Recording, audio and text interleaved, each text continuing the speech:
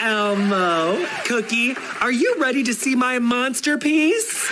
We will get to Elmo a little bit later on. For now, let's get to Cracker Barrel. It's very, very important to understand that the Cracker Barrel story is not about a logo.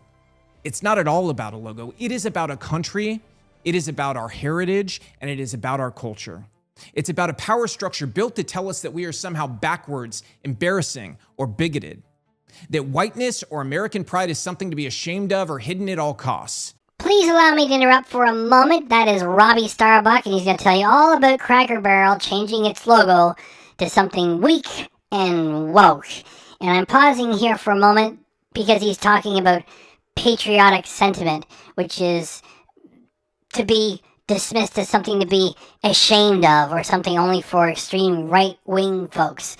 Here in Canada, where this channel is from, the same criticism was brought to bear against people who were participating in the Freedom Convoy, the trucker convoy in early 2022. And our then Prime Minister at the time, Trudeau, was demonizing, not that Trudeau, the other Trudeau, yeah, this Prime Minister Trudeau, was demonizing people who were participating as right-wing extremists and conspiracy theorists and people who should be set aside and charged, as some of them were. And so I just wanted to touch upon that for a moment. Let's get back to Robbie, because he has said that this content that he created can be monetized by other channels. He just asked you to do something original with it, and that's what I'm going to do.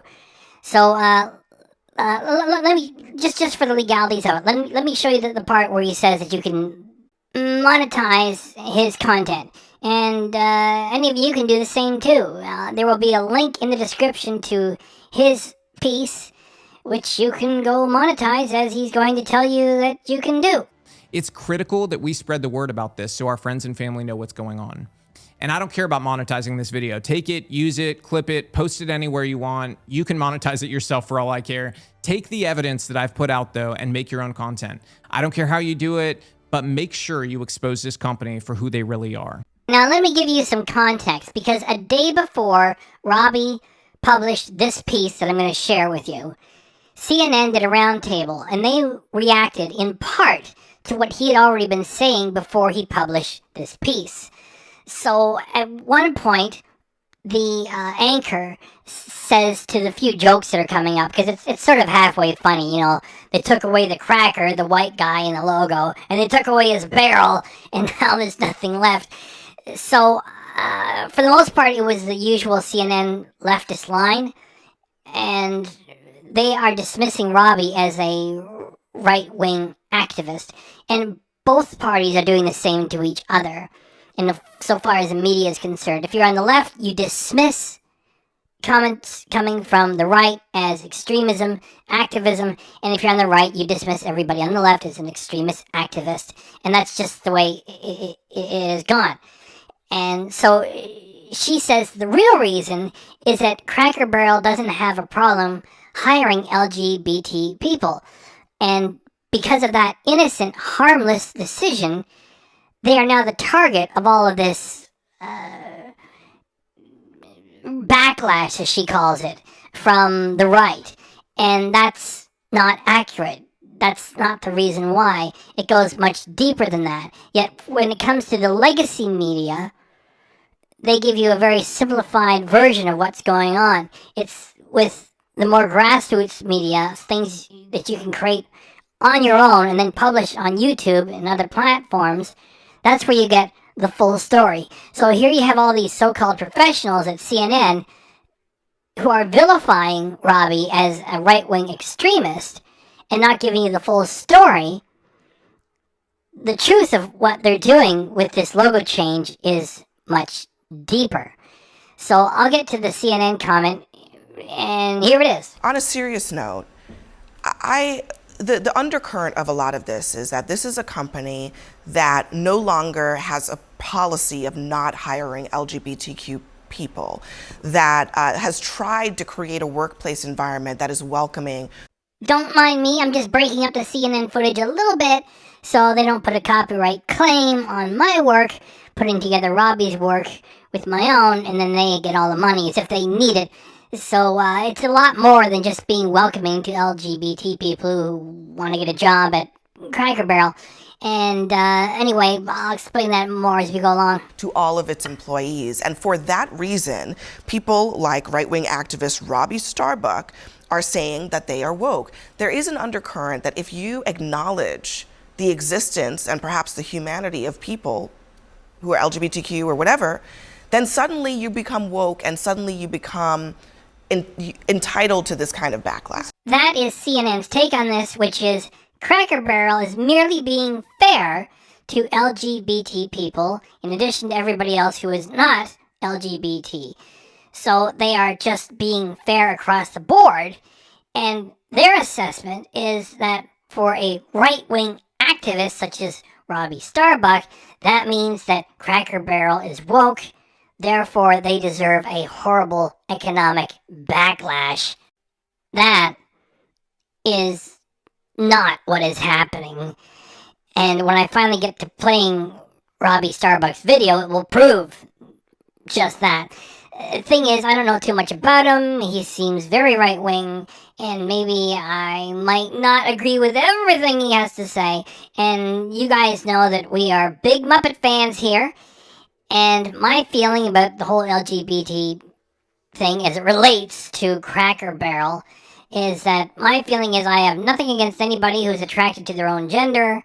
And here's one of my favorite pictures of the Muppet performers. And Richard Hunt is right in the middle. And here's a picture a little bit later on, which includes Steve Whitmire. And Richard Hunt is the tallest guy there at the back. Steve Whitmire is top right. And he was openly gay, and unfortunately he passed away from AIDS in 1992, and all the Muppet performers loved him and miss him, and I miss him too, and he was a great guy, huge talent. And so that's my way of letting you guys know I don't have anything against anybody who's gay or lesbian, alright? The only problem I've got is the idea that gender is fluid and that there really are no genders. That to me is insanity, which is not to discount anybody who feels they're in the wrong body and has to make a difficult journey to the other gender. That's all complicated, and I support those people and what they are struggling with, and they have to make a personal journey. It's really none of my business. However, the notion that one day a man can say that he's a woman, and we all have to accept it, and the day after, he can say, changed my mind, I'm back to being a man again, no. And even though it's complicated, and as I said before, not really any of my business, my opinion is that little kids should not be pestered with any of this stuff, and there are people on the left who really want to confront little kids with this material. And that's something I'm going to speak to a little bit later on, because I'm going to try to do some of my own original stuff, in addition to just playing the video that I've now delayed for more than 8 minutes. Let's get to it. You've probably heard by now about Cracker Barrel changing their logo from old American nostalgia to cold, dead, lifeless, and modern. In a comedic way, as one friend said to me, they removed the cracker and the barrel, so what's left now? And the answer's nothingness. The same nothingness that the left wants you to stomach in every other facet of your life. And if you think this is just a logo change, you're wrong. RobbyStarbuck. RobbyStarbuck. RobbyStarbuck. RobbyStarbuck. RobbyStarbuck. Robbie, I'm a big fan of what you do and your wife. Corporate America listens to this guy. I'm a little scared of him, too. This is the RobbyStarbuck Show. We investigated Cracker Barrel, and what I'm about to show you is a company infested with left-wing activists who are more interested in safe spaces, pronouns, and virtue signaling than they are in their customers. I think the best way to start is by telling you what you've been funding if you've gone to Cracker Barrel in recent years. So let's start with Nashville Pride. Yes, Cracker Barrel is a proud sponsor of Nashville Pride and have been part of it for over a decade, along with participating for multiple years in Evansville, Indiana's Third River City Pride event. They even made LGBTQ plus rocking chairs for these Pride events. The same Pride rocking chair that they put front and center in their Tennessee corporate office and at their 2019 managers conference for the Cracker Barrel managers.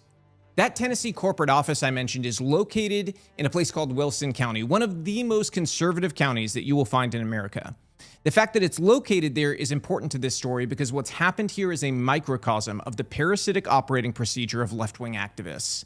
Like a parasite, they embed and spread. They don't just want to force their soulless, godless, hedonistic vision of the future onto blue hellscapes that their party controls. No, it's much more important to them that they shove it down into your towns, into your kids' schools, and into your way of life. So sticking a pro-trans rocking chair into their headquarters in a predominantly conservative town is exactly the type of thing they revel in doing. And for a food service company, you might be thinking their focus should be good food and good service, but their own website says, quote, "This year, Cracker Barrel's focus was to be a part of the Pride experience." And they're very proud of their pro-trans rocking chairs, let me tell you. They call it, quote, "bringing the front porch to Pride." And if you think that's out of alignment with their customers, well, you're right. But it doesn't end there. The Cracker Barrel website says that they believe that diversity and pride are pillars that should guide decision-making year-round. In fact, to uphold these values, Cracker Barrel also engaged with the HRC and the Out and Equal Advocates Workplace Conference. More on the HRC later, but let's dive into Out and Equal. For those who don't know, Out and Equal is an organization focused on forcing sexuality and transgenderism into the workplace. Cracker Barrel sponsored their conference and really went the extra mile by creating rocking chairs in every color of the LGBTQ plus pride flag. This was part of a large DEI push at Cracker Barrel corporate in recent years.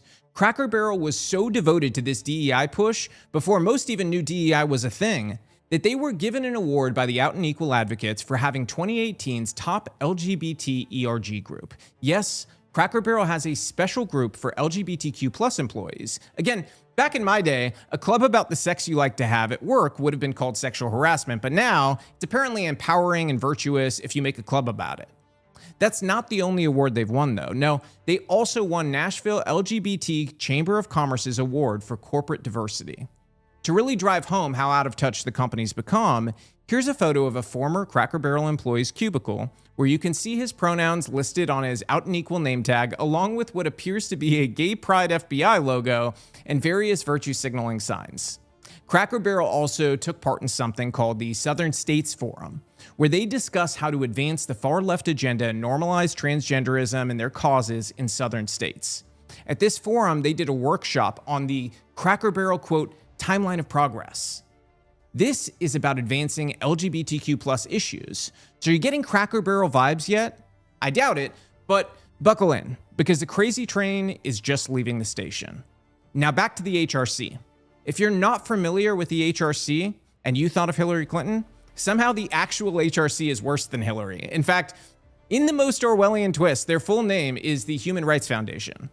With such a name, you might expect them to speak up for trafficking victims, free speech, religious freedom, or maybe young girls who suffer from genital mutilation in third world countries. But again, you'd be wrong. They actually support the mutilation that left-wing activists call, quote, gender-affirming care for children. And yes, they support the hormones, the surgeries, all of it. The HRC also absolutely hates President Trump. And their president called President Trump a white nationalist who hates America during this last election. We can have a 34-time felony convicted wannabe white nationalist dictator in office. The HRC, they want workplaces pushing pronouns, transgenderism, full medical coverage for transitions, and to fund pride events both inside the workplace and outside the workplace. In fact, in this image posted by a former Cracker Barrel employee, you'll see that they've sponsored the HRC's, quote, equality dinner for at least 10 years. They even got a shout out on stage from the HRC for their dramatic embrace of wokeness. In all of the ways, Cracker Barrel, I see you. I am so thankful that you are here because I have been wanting that hash brown casserole for a long time, and now I feel like I can go back and do it. I see you. I am just thrilled. Now remember that cubicle before? It belonged to a former employee who was actually a part of the HRC's Business Advisory Council in Washington, D.C. A very proud moment for Cracker Barrel executives, I'm sure. In fact, his LinkedIn says he's still on the council today. That employee, Steve Smotherman, was also the head of management training and development at Cracker Barrel for 15 years. That explains a lot. So this ideology has been permeating the company since as early as 2005. He left in 2020 to form a corporate consulting company and later to work for Out and Equal, no doubt to advance his cause in more workplaces. And if you think maybe the ideology left with him, you'd be wrong. Meet Rachel Campbell. She acts as the manager of training and development at Cracker Barrel. She's also similarly very excited about their LGBT rocking chairs. And it's important to note all of this because these types of employees play a critical role in turning companies away from the values of their customers and moving the companies toward wokeness. That guy I mentioned, he is the archetype activist employee that fueled the rise of DEI in corporate America. When he was at the company, the HRC and Cracker Barrel were so tight that Cracker Barrel even brought in an HRC representative named Beck Bailey to do a training on transgenderism and pronouns. I'm sure this was extremely helpful with the rush of customers they have that want to be called by they, them, or zim, zer pronouns, because that's apparently the clientele they're after today. Now, you might also be interested to know that for a good while, Cracker Barrel participated in the HRC's woke social credit scoring system called CEI scoring. This scoring system measures what lengths you are willing to go to bend over backwards, signaling your support for transgenderism through funding transitions, funding pride, messaging pride, supporting transitioning kids, and much more. Knowing that, you might not be surprised to find out that Cracker Barrel Corporate once had pamphlets passed out on how to support, quote, LGBTQ+ youth, and pamphlets on Coming Out Day. These pamphlets include helpful sections on creating, quote, safe zones for LGBT people and how they, quote, will not tolerate heterosexist or cisgenderism comments and actions. If you happen to make one of these comments, which I assume are as little as believing boys can't be girls and girls can't be boys, then the pamphlet informs you that you will be educated. But I think they meant re-educated, right? I think that is what they meant. These pamphlets were part of the push to build LGBTQ+ allyship at the company. It probably won't surprise you either at this point to find out that a vice president at Cracker Barrel attended the 2024 DEI Industry Roundtable, where she encouraged all employees to champion DEI, and not just those with DEI in their title or diversity in their title. The company had set up a diverse supplier program as well, focused on bringing DEI into how they select suppliers. They also partnered with Middle Tennessee Diversity Forum, and they worked with something called Conexión Américas. To put this in perspective, here's an opinion piece written by the executive director of Conexión Américas, Renata Soto, where she says they partnered with lawyers to help illegal immigrants, and she goes on to message how deportations have created such dark times and virtue signal all the other ways they help illegal immigrants. Now, if you go on the Cracker Barrel website, you can find a page that also signals support for the LGBTQ+ Stonewall riots. You've probably heard of these riots before, but what you might not know about the Stonewall Inn, where all of this took place, is it was also the site of illegal drug dealing, reported teenage prostitution, also known as rape, and it was owned by the mafia. These facts are conveniently always left out when people talk about Stonewall, because then you might start thinking that raiding such a place was maybe a good idea. The truth is, legacy media has worked very hard to whitewash what really went on at Stonewall, because it was dark. On their website, you can also find a page telling you that they work very hard to build and nurture diverse partnerships and diverse representation in advertising, along with educating and advocating for a, quote, inclusive work environment. So where's this virtue signaling coming from? I have a few ideas, but first to my mind is the fact that they have a board member by the name of Gilbert Davila. He was brought onto the board in 2020 at the height of DEI's rise. So what qualified him for this board seat? Well, you see, he's owned a DEI consulting and strategy firm for 15 years that focuses on pushing DEI and DEI advertising. People like him are behind the woke advertising push that we've seen in recent years, and he was also one of the people responsible for DEI at Disney, where he served as a vice president to oversee, quote, global diversity. Now, I have to ask again, does this feel like a man, a board, or a company that actually understands their customers, who, by the way, hold the future of this company in their hands? Obviously not. But that's the point. Companies stopped listening to and stopped caring about their customers and what they wanted. Activists got bold and then bolder. They decided they would shove their values down your throat and you would like it or you would choke on them. But they made a critical mistake. You see, a movement born out of hatred for America could never understand the resilience Americans have. It could never understand the contempt we'd build for a political class that tried to steal our country and our culture from us. They could never understand that people would rise to restore what had been stolen from us. It's very, very important to understand that the Cracker Barrel story is not about a logo. It's not at all about a logo. It is about a country, it is about our heritage, and it is about our culture. It's about a power structure built to tell us that we are somehow backwards, embarrassing, or bigoted. That whiteness or American pride is something to be ashamed of or hidden at all costs. It's about an elite class who sneered and snickered at us as they profited off of us. It's about the way the left took everything we grew up loving and attempted to destroy it. They thought we were stupid. They thought we would pay for our own destruction forever, but we aren't stupid and we won't pay for it anymore. You see, some of us saw what was happening and we planned. We saw the push to replace Americans with illegals. We saw the push to replace national pride with sexual pride. We saw the push to replace our heritage with cultural Marxism. We saw the push to replace God with anything hedonistic. We saw the infiltration of leftism into our schools. We saw everything. And so our people moved into positions of power little by little. And now that wave of sanity that America's feeling again, it feels like it's so sudden. It's not. It has begun, but it has not gotten anywhere near completion, and we will not stop. We will be relentless because we have to be, frankly. And because that is what our country, our kids, and our culture deserve. What our enemies have yet to understand is that our people are embedded in your boardrooms, in your classrooms, in your C-suite, in your cubicles, and in your meetings. You have no safe space anymore. We are everywhere. We are on Wall Street, we are on Main Street, and we are on your street. We want our country back, and so we're taking it back. And the future will not save you. Because you see, smart companies, they are planning for the future. They see what my viewers already know to be true. While the left demonized family and aborted their kids, people like me had 4 kids. We raised them right. We were not afraid to talk about politics and religion like our parents' generation was. Our kids, they're now on track to be the most conservative generation in 100 years. We won't be going back. The progress we make, our kids will build on.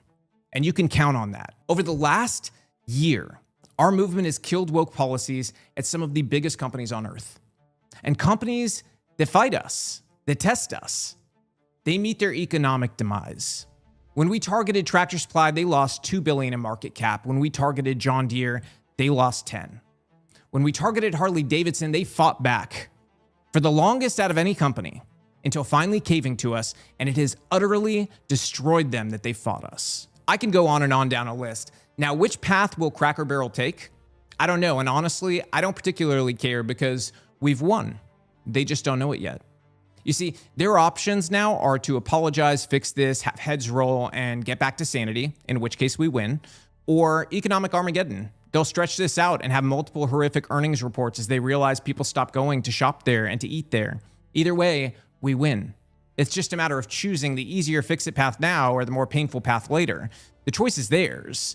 So it's their time for choosing now, but we are not going to give our money to people who hate us, hate our values, and hate our country. A conservative can't give their money to Cracker Barrel. A Christian cannot give their money to Cracker Barrel. And so we won't. It's critical that we spread the word about this so our friends and family know what's going on. And I don't care about monetizing this video. Take it, use it, clip it, post it anywhere you want. You can monetize it yourself for all I care. Take the evidence that I've put out, though, and make your own content. I don't care how you do it, but make sure you expose this company for who they really are. And to the good people employed at Cracker Barrel, I'm sorry this is happening, but I know many of you stand with us, and we stand with you. You want your company and country back, and so do we. So together, we go forward. Until next time, fight the good fight and never back down.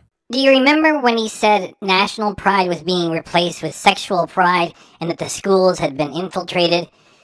I'll give you those 2 quotes again, here. We saw the push to replace national pride with sexual pride. We saw the infiltration of leftism into our schools. Now, here is where I'm going to bring Elmo into this mix, as I promised to do earlier, and I want to reiterate that I am a big Muppet / Jim Henson fan, and here is the late Jim Henson with his wife and 5 children.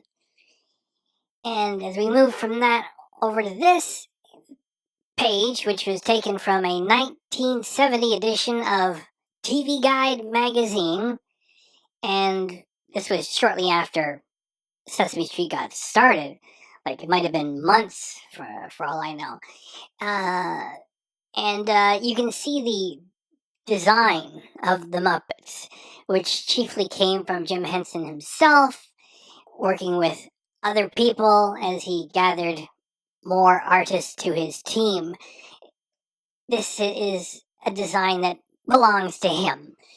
And now we're going to move over to Elmo.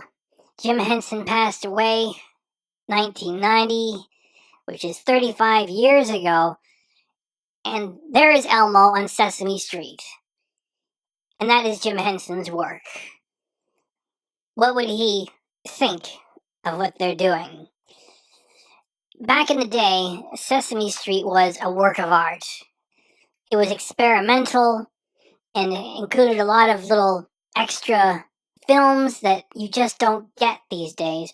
I'm going to give you a little bit of one from back in the day. Jim Henson was one of the writers on this, and Frank Oz, his Muppet performer friend, also worked on this, and two of Jim Henson's kids provided a little bit of voices for this. And this film has two different endings. I'm going to show you the one where the ball gets ground up. The other one, it gets turned into cherries. And anyway, it was Jim Henson's work. And let's just get in here. I hope this stirs up some memories, because I had to go back in and edit this, because this little clip is coming up as Bill Cosby sings. So I guess the background music comes from an old album of his.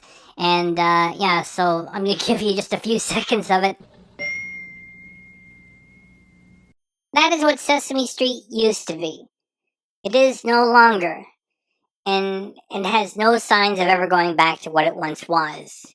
Remember earlier what Starbuck was talking about. The left infesting things as a parasite does, using it as a host for its own purposes, ruining it, and then moving on for something else. Before I go any further with this, I have to establish, what is Elmo's age? How old are you? Almost 3.5. So let there be no mistake. Elmo represents a 3.5-year-old. And back in the day, Sesame Street was a kid's show, yet there was some adult humor running through it, thanks largely in part to Jim Henson and his fellow Muppet performers, not the least of which Bert and Ernie, and Kermit the Frog and his interaction with many other characters. And by adult, I don't mean dirty, I mean grown-up humor. And there isn't time here with this piece to go through several examples. If you're a fan of the show from back in the day, you know that it had some adult humor running through it. And these days, it's strictly a little kid's show. This is a show that, when kids get to be a little bit older, will instantly get rid of it and say it's for babies. It's half the length it used to be, and it's now exclusively meant for little kids. 5 years of age is the top of it. It's meant for children who are 5 and under. Elmo is even more childish than Big Bird, and I would say that makes him more vulnerable, and Elmo speaks more directly to kids who are less than 5 years of age. And this is what they're doing with Sesame Street these days. This clip is about a couple of years old. The human performer is a black woman, so if you have anything to say against it, you're racist and sexist. And what Elmo and this human performer is going to promote to children less than 5 years of age is Pride Month. And they're going to mention every letter LGBTQIA+, and I'll just let them do what they're gonna do. This month and every month, we want to uplift and celebrate our LGBTQIA plus family, friends, and communities. Yeah, that's right, Miss Ariana. From our Sesame Street family to yours, happy Pride! There are many reasons as to why this is wrong. And not the least of which is they selected a black woman to participate. So if you criticize, you are therefore, as far as they are concerned, sexist and racist. And that is what was brought against anybody who criticized Kamala Harris when she was running for president. That you have to be sexist and racist to criticize a black woman, even if you don't mention her gender or her race. That's why that performer is accompanying Elmo.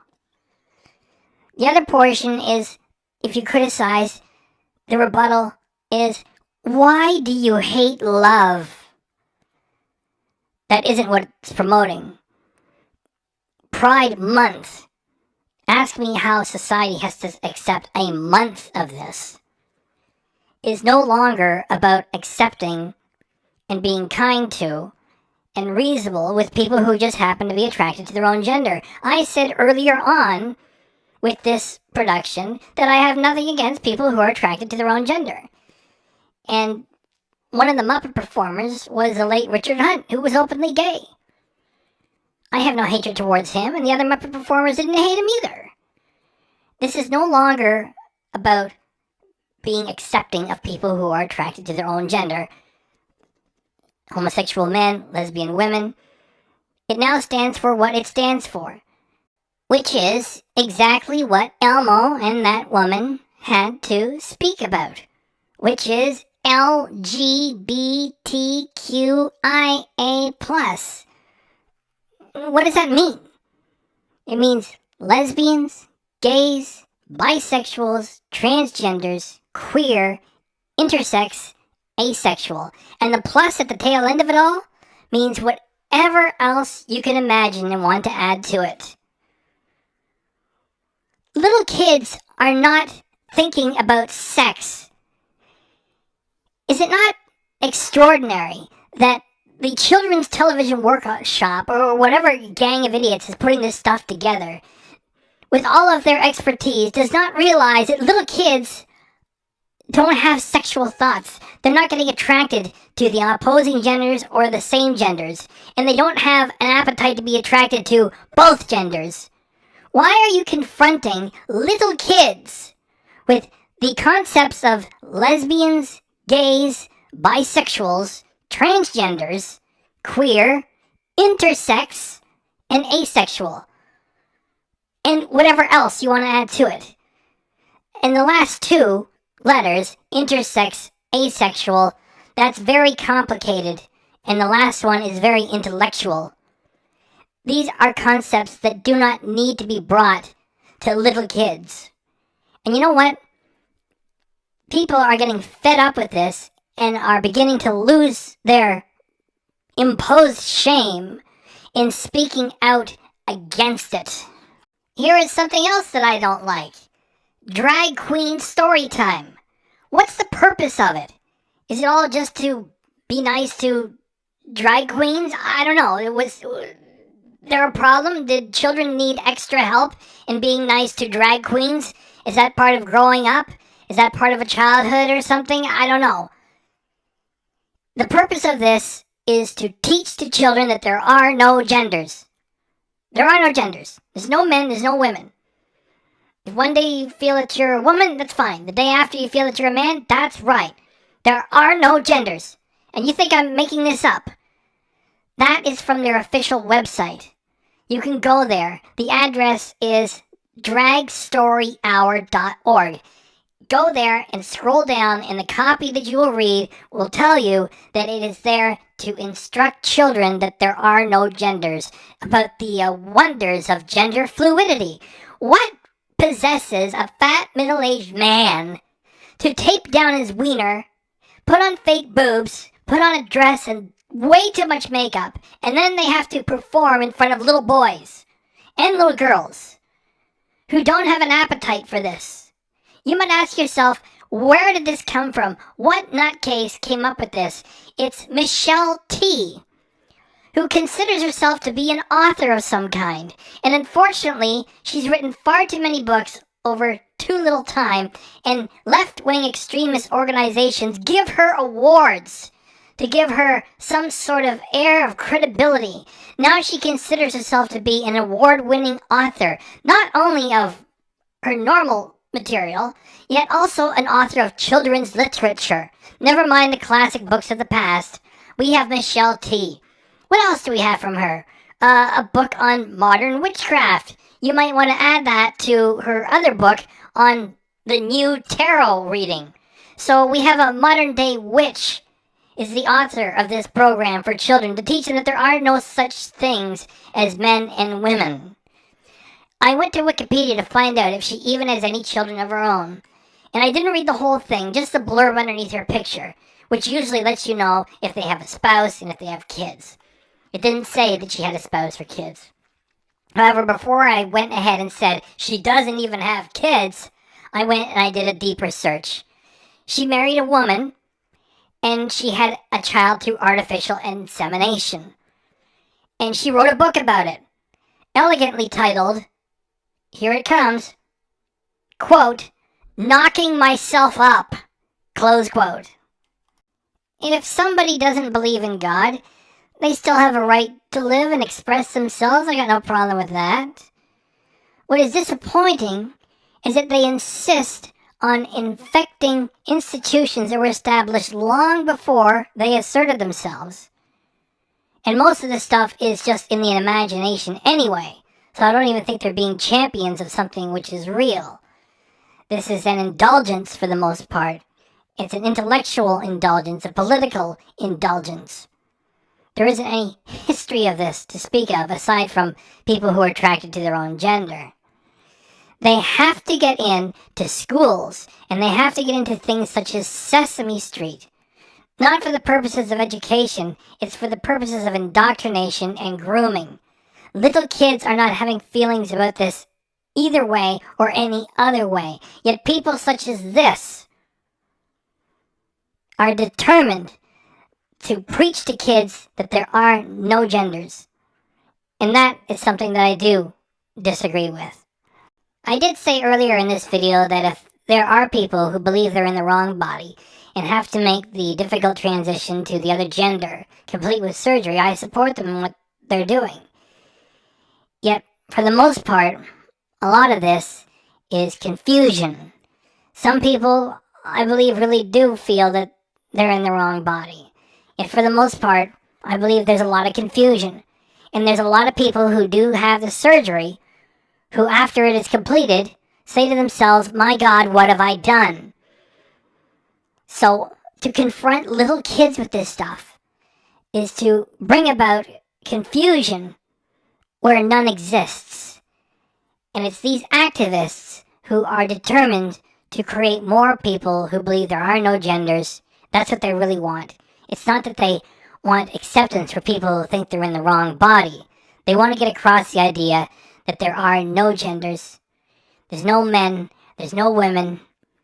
It is a godless view of the sexes. And as the British would say, you're sex mad. The message is screw everything all the time. Don't define yourself as a man or a woman. You're whatever you want to be on any given day. On Tuesday, you're a man. On Wednesday, you're back to being a woman again. Whatever you want. How about you leave the kids alone? How's that? For those of you who are getting bored of still pictures and a lot of talking, I got some more video coming. I did say earlier I got nothing against people who are attracted to their own gender, and if they want to have some sort of a civil union or call it a marriage, I got no problem with that either. What I do have a problem with is two women raising a kid, or two men raising a kid. Now, I mentioned Richard Hunt earlier. If I were one of those Muppet performers, and I was friends with Richard Hunt, and he said he married a guy and they're going to adopt a kid, I wouldn't confront him on it. It wouldn't do any good anyway on a personal level. I'd say, oh, that's cool. And I just wouldn't agree with it. and I wouldn't speak out about it if I was working with him. Yet, given that I don't know anybody who is doing that, I can speak out about it as much as I want. And that is what we return to again, Sesame Street. That's what they go after the kids for, which is to tell them 2 mommies is natural and 2 daddies is natural. No, that's where I have a difference of opinion. A human child needs a mother and a father. That's just natural and just. So let's take it back to Sesame Street and let them do what they're gonna do. Some families have 1 mother, some families have 2. Here is something I'd like to share with the producers of the modern day Sesame Street. It is impossible to have more than 1 mother. It is impossible to have more than 1 father. You get 1 mother. 1 person. That is it.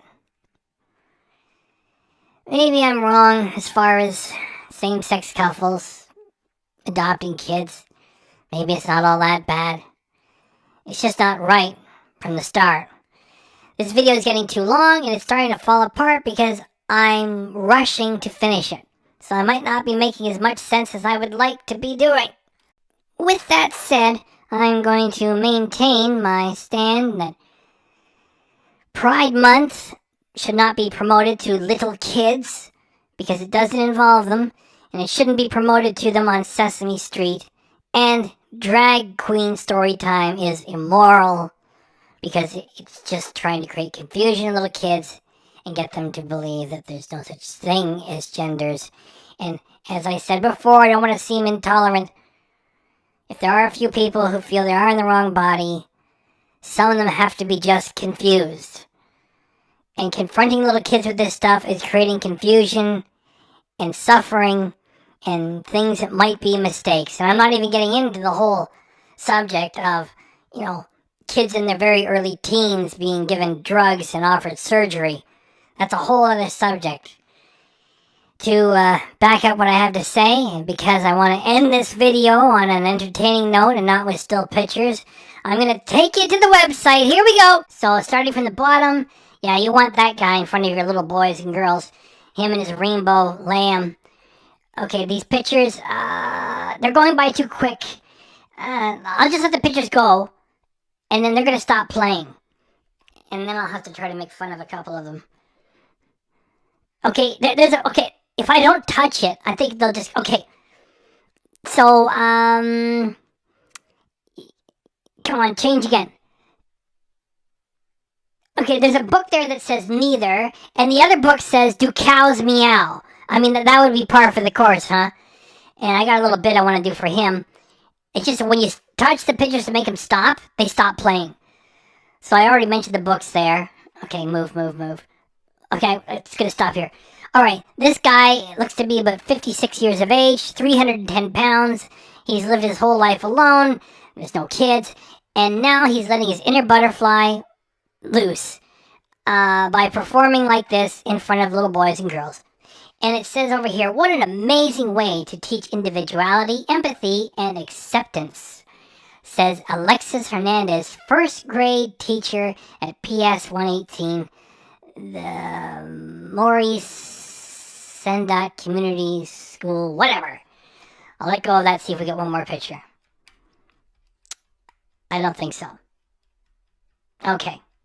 Yeah. Okay, we'll just leave that alone. Here's the partners they're working with. Booking. That's right.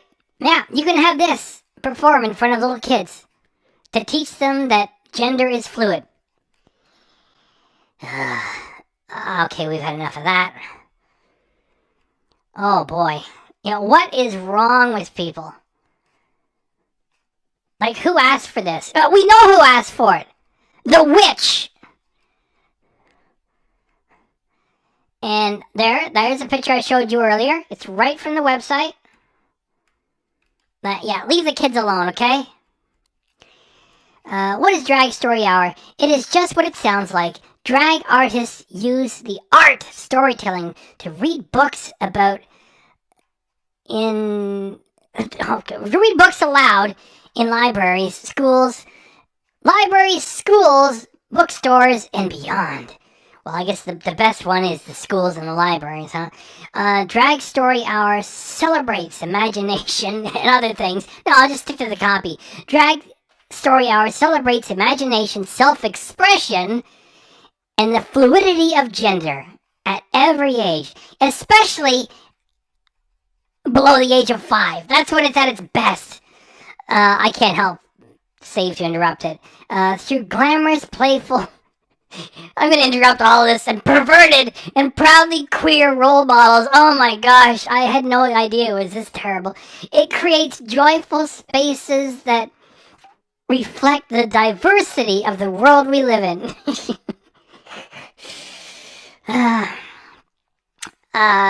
These events invite people of all ages, especially the little kids, to see gender expressed in bold and creative and weird, sick ways, and to imagine a world where everyone is free to be their authentic self, except for straight parents who want to raise their kids without being, confronted by this stuff when they're like little kids. They get it at school, then they get it from the Muppets and Elmo at Sesame Street because Jim Henson has passed away for 35 years. Inspire empathy. What was the rest? Inspire authenticity and creativity. And to say that there are no genders. And to tape down your wiener and wear fake boobs and put on tons of makeup and put on a dress and explore that. Or put on a mustache if you're a little girl and begin there. Okay, there. I took you to the website. There. Let's get out of here. This video is way too long. Talk about this video being too long, and it's also taking too long to complete. As of yesterday, the Cracker Barrel CEO, Julie Felss Masino, has given up on this rebranding and is going back to the original. So let me share this clip with you, which is still pretty fresh, with which she says that everybody loves it and they're going to stick with it. Here. The results affirm that we're headed in the right direction. What if all the customers are coming at you hard enough about the look of the restaurant and they want to go back to the old way? Would you do it? Honestly, the feedback's been overwhelmingly positive that people like what we're doing. So imagine that. Somebody pushing a woke agenda lied about what the people really wanted. Yeah, so what I wanted to do here was use the RobbyStarbuck's footage and, as he said, do something original with it, and then I kind of got off on a tangent with woke stuff on Sesame Street and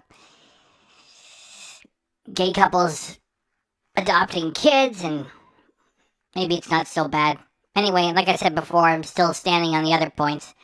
And now, because they're taking the logo back to what it was, this video, which is already a little bit clumsy, has to be rushed even further. So please hit the like button if you did like it. We're done. Scram! Go away!